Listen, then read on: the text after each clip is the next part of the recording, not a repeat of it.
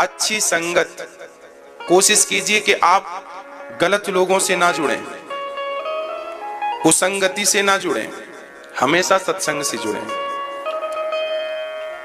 अच्छा, राजा परीक्षित ने कहा गुरुदेव मुझे जल्दी मरना है, मैं क्या करूं? तब सुखदेव भगवान कहते हैं सत्याम छितौ किम कसिपु प्रयासैर बाहौ स्वसिद्धे युपवरहणै किम। हमें ज्यादा संग्रह भी नहीं करना चाहिए। आज दुनिया में दुखी कौन है? जो ज्यादा संग्रह करता, जो ज्यादा संग्रह करता है वो बहुत दुखी है। आज लोग परेशान इसलिए नहीं है कि उनके पेट भरने की गुंजाइश नहीं है। आज पेट के लिए कोई परेशान नहीं है, आज सब तिजोरियां भरने के लिए परेशान है। पेट तो सबका भर रहा है, बस तिजोरियां नहीं भर रही हैं, इसलिए परेशानी है।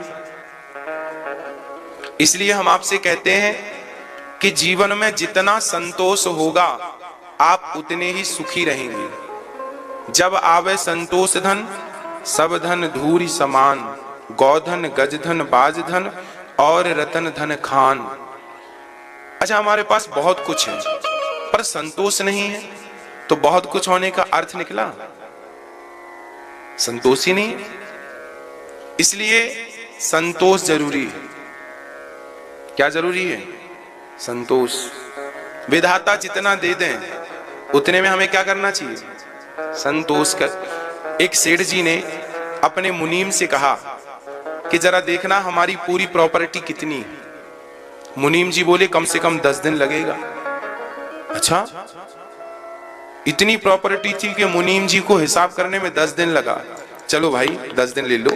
मुनीम जी ने 10 दिन बाद बताया सेठ जी आपकी इतनी प्रॉपर्टी हो गई है कि आपकी 8 पीढ़ी बैठी बैठी खाएगी। सेठ जी रोने लगे। सेठ जी रोने लगे। क्यों रो रहे हैं सेठ जी? अरे बोले 9वीं पीढ़ी का क्या होगा? 8 पीढ़ी तो बैठी बैठी खाएगी, 9वीं पीढ़ी भूखी मरेगी। लो, 8 पीढ़ी बैठी बैठी खाए, इतनी प्रॉपर्टी है पर चिंता 9वीं की है। वही सेठ जी घर से बाहर निकले तो एक अम्मा, एक बूढ़ी मां भीख मांग रही थी। तो आज उसे एक ही घर में इतना सारा आटा मिल गया कि उसकी पूरी झोली पैक हो गई। वो बड़ी प्रसन्न। झोली ज्यादा बड़ी नहीं थी, इतनी सी झोली थी। अब वो झूम झूम के जा रही है। सेठ जी ने कहा क्यों, दूसरे घर भीख नहीं मांगोगी? उसने कहा आज एक ही घर में इतना मिल गया कि जरूरत ही नहीं है। अरे बोले कल के लिए हो जाएगा, मांग लो, कल काम आएगा आटा। उसने कहा जिस परमात्मा ने पेट दिया है वो कल की व्यवस्था वो ही करेगा। आज की हमारी हो गई, कल की वो करेगा। अब सेठ जी को समझ में आया कि राम राम, मेरी 8 पीढ़ी बैठी बैठी खाएगी, इतनी दौलत है फिर भी मैं परेशान हूं, और इसके पास कल का आटा नहीं है फिर भी ये मेरे से ज्यादा प्रसन्न है, खुश है। इसका तात्पर्य यही हुआ कि खुश रहने के लिए प्रॉपर्टी की जरूरत नहीं, खुश रहने के लिए केवल संतोष चाहिए। आपके पास जितने में संतोष हो जाए बस वो आपका है। इसलिए ज्यादा हाय हाय ना किया करो।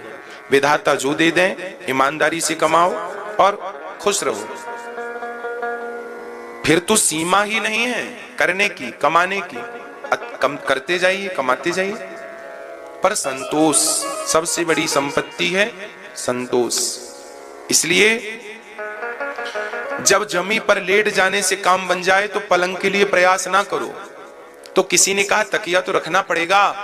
बोले जमी पर लेट जाते हैं, सिराने हाथ रखते हैं, हम तो अपना तकिया बिस्तर हमेशा साथ रखते हैं। जमीन ही हमारा बिस्तर है, आकाश ही हमारा कंबल है, और ये हाथ ही हमारा तकिया है। ये सब साथ में तो है। जमी पर लेट जाते हैं, सिराने हाथ रखते हैं, हम तो अपना तकिया बिस्तर हमेशा साथ रखते हैं। ज्यादा संग्रह के पीछे ना पड़ा करो। इतना संग्रह करने के चक्कर में लोग अपना जो आनंद है यथार्थ, वो आनंद भूल जाते हैं, आनंद समाप्त कर देते हैं। इसलिए सुखदेव भगवान कहते हैं, राजन संतोषी जीवन सबसे बढ़िया है। और जिस व्यक्ति को जिस चीज की कामना है वो उसकी पूजा करता है। जिसे लक्ष्मी चाहिए वो माया देवी की उपासना करे, जिसे तेज चाहिए वह अग्नि की उपासना करे। पर अकामः सर्व कामो वा मोक्ष कामा उदारधि, जिसे मोक्ष चाहिए है वो भगवान की आराधना करे। मोक्ष क्या है? बोले भगवान की भक्ति को ही मोक्ष कहते हैं, भगवत प्राप्ति को ही मोक्ष कहते हैं। सुखदेव भगवान ने भगवान को प्रणाम करके भगवान के स्वभाव का वर्णन कर दिया। भगवान कैसे हैं? एक बार भगवान शांति दूत बन के गए थे पांडवों के यहाँ, कौरवों के यहाँ। दुर्योधन से कहा भगवान ने, भैया दुर्योधन, पांडवों को रहने को 5 गांव दे दो। ये तब की बात है जब पांडव 12 वर्ष का वनवास और 1 वर्ष का अज्ञातवास काट के आए थे। अब दुर्योधन ऐसे थे कि कहा तो था कि आप 12 वर्ष बाद आओगे तो हम आपका राज्य लौटा देंगे, पर अब तो देने का नाम ही नहीं लेते। ये संपत्ति है ही ऐसी, जिसे मिल जाए ना वो छोड़ता ही नहीं। दुर्योधन को राज्य मिला, देने को ही तैयार नहीं। भगवान ने कहा 5 गांव दे दो, झगड़ा ना हो। बोले सुई की नोक बराबर जगह भी हम नहीं देंगे, इतनी सुई की नोक बराबर। अच्छा ये बताइए, दुर्योधन कहता है मैं सुई की नोक बराबर जगह भी नहीं दूंगा। जब दुर्योधन मरा तो क्या सुई की नोक बराबर जगह लेकर गया? लेकर जाना कुछ भी नहीं है, पर व्यक्ति लड़ता मरता इतनी इतनी जगह के लिए, ये मेरी है, ये मेरी है। अब दुर्योधन भगवान से कहता है कि मैं पांडवों को सुई की नोक बराबर जगह नहीं दूंगा, वो युद्ध करें और हमसे सब जीत लें। भगवान ने कहा दुर्योधन, युद्ध इतना भी सरल नहीं है जितना तुम समझ रहे हो, विनाश हो जाएगा। पर दुर्योधन के अंदर अहंकार इतना था कि वो कुछ भी समझने को तैयार नहीं था। ठीक है, हो जाने दो विनाश मेरा, पर युद्ध करके लो। ठीक। बाद में भगवान श्री कृष्ण के पास आकर दुर्योधन बोला, मेरी माँ ने आपके लिए 56 भोग बनाया है, आप चल करके ग्रहण कर लीजिए। अच्छा, वो भगवान को मनाने लगा, दुर्योधन मनाने लगा भोजन करा के। भगवान बोले दुर्योधन हम भोजन कर लेते, पर क्या करें, पेट में जगह नहीं है। और भोजन तब किया जाता है जब खिलाने वाले के हृदय में प्रेम हो और खाने वाले के पेट में भूख हो। तो ना मेरे पेट में भूख है और ना आपके हृदय में प्रेम है, इसलिए हम आपके घर भोजन नहीं करेंगे। सीधा इनकार कर दिया भगवान ने, कोई भोजन नहीं। और भगवान भोजन किए कहां? विदुर जी के घर। भगवान विदुर जी के घर पहुंचे और विदुर जी के यहाँ विदुरानी को खबर लगी कि कृष्ण आ रहे हैं। तुरंत विदुरानी ने घर के आंगन को गाय के गोबर से लीपकर और भगवान का इंतजार किया, प्रभु आओ और हमारी सेवा को स्वीकार करो। बड़े प्रेम से विदुरानी भगवान का इंतजार करती है। तब तक भगवान आए, भगवान का हाथ पकड़ के बिठाया, उल्टी चौकी रख दी। चौकी जो बिठाने को रखा वो भी उल्टी चौकी रखी। भगवान सीधा भी नहीं करते, उल्टी चौकी में जाकर बैठ जाते। कन्हैया ने कहा काकी जी बड़ी भूख लगी है, कुछ भोजन नहीं कराओगी? विदुरानी ने देखा तो साग पक रही थी, भतुए की साग। उसे लगा कि ये साग भगवान को खवाएंगे, अच्छा नहीं लगेगा, तो पके पके केला तोड़ कर ले आई और छिलका छीलती जाती, फल फेंकती जाती और छिलका फल समझकर भगवान को देती जाती। और भगवान उन छिलकों का भोग लगाते जाते, छिलका खाते जाते, खाते जाते, खाते जाते। आज भगवान ने छिलकों का भोग लगाया है, खाते गए। तब तक विदुर जी आए जो बाजार गए थे सामान लेने। विदुर जी ने विदुर जी ने देखा कि आपने छिलका खिला दिया। अब ध्यान भंग हुआ, रही तो छिलके हैं। तुरंत विदुरानी चरणों में गिर पड़ी, भगवान क्षमा करो, अपराध हो गया, हमने आपको छिलका खिला दिया। भगवान बोले कोई बात नहीं। विदुर जी ने 56 भोग परोसे और भगवान से कहा प्रभु ये भोजन आप कीजिए। भगवान ने 56 भोग खाते हुए कहा विदुर जी जो स्वाद मुझे ने छिलकों में आया है वो आपके 56 भोग में नहीं है। क्योंकि भाव का भूखा हूं मैं, भाव ही एक सार है, भाव से भजले मुझे तो भव से बेड़ा पार है। मैं केवल भाव जानता हूं, केवल प्रेम जानता हूं, और प्रेम से छिलके खवाए जाएं तो मैं छिलके भी खा लेता हूं। अच्छा भगवान खाते क्या है? एक सज्जन ने हमसे कहा महाराज जी यदि भगवान दाल चावल सब्जी रोटी खाते हैं तो हम तो थाली में परोस के रखते हैं, जितना रखते हैं उतना ही वापस आ जाता है। खाते होते तो एक आध रोटी कम हो जाती। अच्छा आप बताओ भगवान खाते हैं कि नहीं?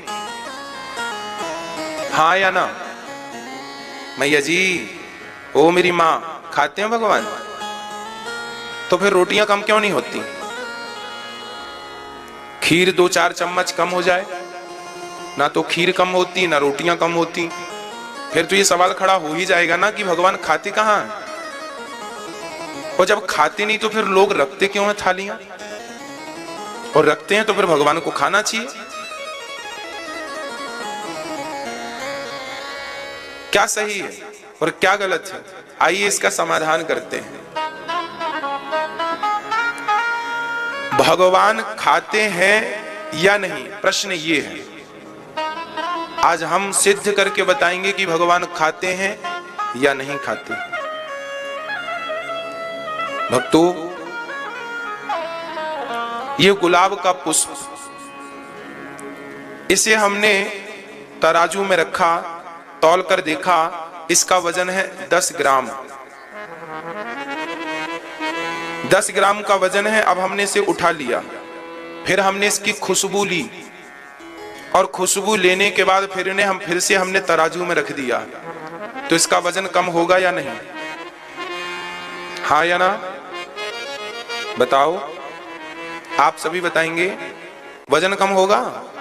नहीं होगा, बिल्कुल नहीं होगा। ये खुशबू लेने के पहले भी 10 ग्राम था और लेने के बाद भी। अब प्रश्न ये खड़ा हुआ तो फिर क्या हमने खुशबू नहीं ली? हमने खुशबू तो ली पर इसका वजन कम नहीं हुआ। उसी प्रकार भगवान दाल चावल सब्जी रोटी नहीं खाते।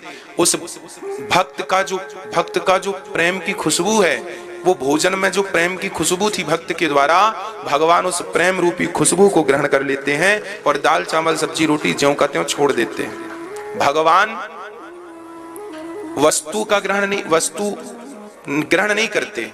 भगवान वस्तु के पीछे जो भाव है, जो प्रेम है, वो ग्रहण करते हैं।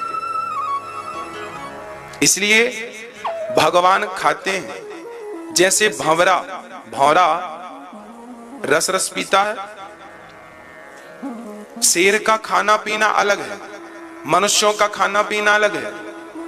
गाय और भैंस का खाना पीना अलग है। गाय भैंस चारा भूसा खाती, शेर मांस खाता है, भौरा रस पीता है। उसी प्रकार भगवान का भी खाना पीना अलग है।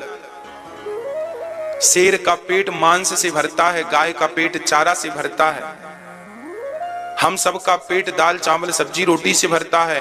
उसी प्रकार भगवान का पेट भक्त के भाव से भर जाता है। भाव का भूखा हूं मैं, भाव ही के सार है।